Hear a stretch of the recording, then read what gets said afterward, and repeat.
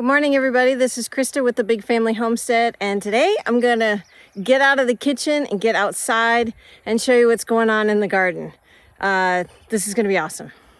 So a couple weeks, well, it's probably been 3 weeks now, I showed you how we had our raised beds were completely overrun with weeds, and we had some volunteer tomato plants, which were a super huge blessing. Free food, guys. It's just free food. So I replanted those. I moved them around so that they would be evenly spaced. Planted some other stuff in the garden. Some stuff is doing great. Some stuff not so much. So we're gonna have to reseed lettuces and squashes and stuff like that. Hopefully to get in a crop before fall. But I just want to show you what was doing really well and what didn't work out so well. Maybe it could have been older seeds, lack of water. There was a lot of different variants. Our Wisconsin was having drought June and into early July. We finally are starting to get some good rain. We had a bit of rain this morning. So I'm hoping that the rain has picked up enough to where the crops are gonna do well, not just in our garden, but everywhere for hay and well, all over the globe. So here's the potatoes. They are rocking it. They're filling up this nice raised bed. And honestly, okay, so these are those totes. This one was a smaller one, but these were those bigger ones, the 330-gallon totes, I think they were.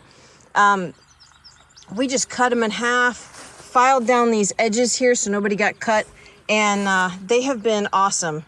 This winter or this fall, we actually will fill up these raised beds with some more manure and mix it in with the soil that's in there just to add more manure to it, more fertilizer, not conventional fertilizer, natural fertilizer. So we got our potatoes here. We've got some Brussels sprouts, which I've not done since we lived in Ohio. So who knows? We'll see how they go. They might be too small to get before frost, but we'll see. And then we've got some, I can't remember if this is broccoli or cauliflower. These were starts that a friend of ours gave us and she couldn't remember, but they look like they're either cabbage, broccoli, or cauliflower. So whatever they are, we will be very grateful for. And then we put some peas in the ground. This whole bed we filled in with peas, but not all of them germinated. So actually we've got a nice little weed here. I'm not sure what that is. So we'll probably find out and then pull that. But then we put 2 beds of lettuce. Nothing in there. And then there's 2 in here. One right there and one right there. So this one will get reseeded, which is fine. We've got plenty of time to grow lettuces before the frost falls. And then we've got our tomatoes here. Look at these guys. These are rocking. These are just doing really, really well. They've got flowers on them. They're doing really well. Some of them are a little smaller, and that's okay. But some of them over here, like these, they're getting really big. They're doing really, really well. Now these here, in this section here, I ran out of cages. So I have this trellis right here that I'm actually going to tie it to. And I'll show you the great gadget I've got for that. So then our cucumbers are doing really well. Now these we planted from seed here. These were plants that we got from a friend of ours who does them, but they did not do well with the transplant. So our seeds are doing good, but we'll just figure out what's gonna go. And then we've got our spaghetti squash, and that's doing really well. So it's still really small, but you know, if we get food off of it this year, I'll be super happy. Oh, one more bed over here. We put some zucchini in here, and we put a bunch of zucchini seeds in this, and not very many took. So we'll have to replant that. Zucchini is a quick crop. They're like 50 days to harvest. So we still have some time for that. One more bed. I forgot about our peppers. They're doing really well too. So it would be nice if it warmed up just a little bit. Then those would go a little quicker. I think some of them have some flowers on them. Yep, here, some flowers here. So they should do well. These are all sweet peppers. We're not hot pepper kind of people. So I don't know if you guys shop at the Dollar Tree or not. We do, because you know what? There are a lot of great deals there. This being one of them. So these are some garden clips. Plant clips is what they call them, but I got these at the Dollar Tree. It's a package of 20 pieces. Some are large, some are small. This is what I'm going to use. I got these for $1.25, guys.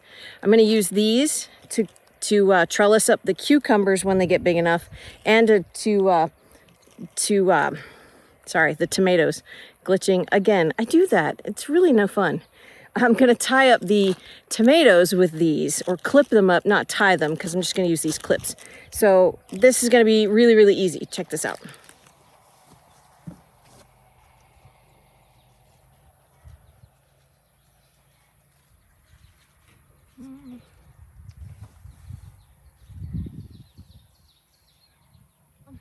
It looks like they're not quite big enough to get onto this, so that's okay. I am actually going to grab some twine later on and go ahead and take some twine and kind of pull it towards the trellis here. And this trellis is just a hog panel that we bent. See, we just bent it. We didn't screw it to the raised beds. It's just kind of secured right there. That way we can move it. Actually, we moved one last year. We moved it from in between the tomato plants here and put them here so that our cucumbers would not be intertwined with our tomatoes like they were last year, and we could barely find any cucumbers or tomatoes, so I decided to separate them this year. Okay, so there's something else I want to show you. We have learned this trick for many years ago, and how to, quote, sucker your plants. That way you're growing tomatoes, not leaves. So there's a trick on doing this, and I've actually already suckered these. I came out 4 or 5 days ago and got them all done, and I should have videoed it, sorry. But I've actually found another one that I can actually show you how to do this. So okay, so right here we've got our main stalk right here, and then we've got a branch of leaves. Right here is what we want to pull. It's in the, I like to call it the armpit, right in there. That's what we want to pull. And this here, if it were bigger, you could actually plant it in the ground, and it would make another tomato plant. But we don't want that, because it will make another tomato plant on our main tomato. And so that will make too many leaves, too many everything else. So we're just going to pull this little guy off. We call those suckers. Pull this little sucker off and throw it in the grass. Get rid of it. So let's see if there's any more. All right, one more thing about suckering the tomatoes. There is a difference between determinate and indeterminate plants. Determinate plants, you do not pull the suckers. Indeterminate ones, you do pull the suckers. And I think there's some other things, I can't remember what they are. But those, I know there's a difference there. So just be mindful on what kind of plant you have, if it's determinate or indeterminate. I know ours are indeterminate plants, so I'm not worried about that right now. All right, there was a couple more on that plant. There's one right here. Just kind of break this off a little bit right there and just toss it in the grass. It will die off or replant, and then Caleb will mow it. But because Caleb, he does the mowing of the garden. He does the mowing and the weed whacking, which is an awesome job. It's a great way to help us out.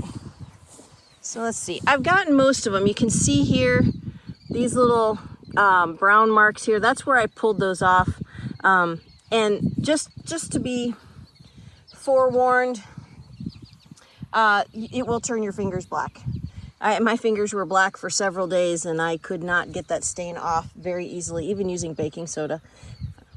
All right, here's a good example of one I missed. Right here, see this? This is the branch making leaves, and then this one here is another tomato plant. I hope you can see that. Yep, right here, we want to just break that off. We don't want that on there. I must have missed that the other day. Okay, if you see here, this row right here is all raspberries that we planted 2 summers ago, and they are rocking. They are doing so well.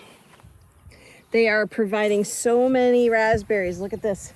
We've got it. We picked 3 days ago. We've got to pick again. There's so many raspberries on these. It's such a blessing to be able to have this fresh fruit for several weeks out of the year. We will probably just collect these for now and eat them. And then as these plants get bigger, then we will probably start freezing them and making jam with them. So I hope you liked the video today, just a small little garden update. Tell us how your gardens are doing. I bet they're doing way better than ours. So I'm Christa with the Big Family Homestead. You have a blessed and amazing day.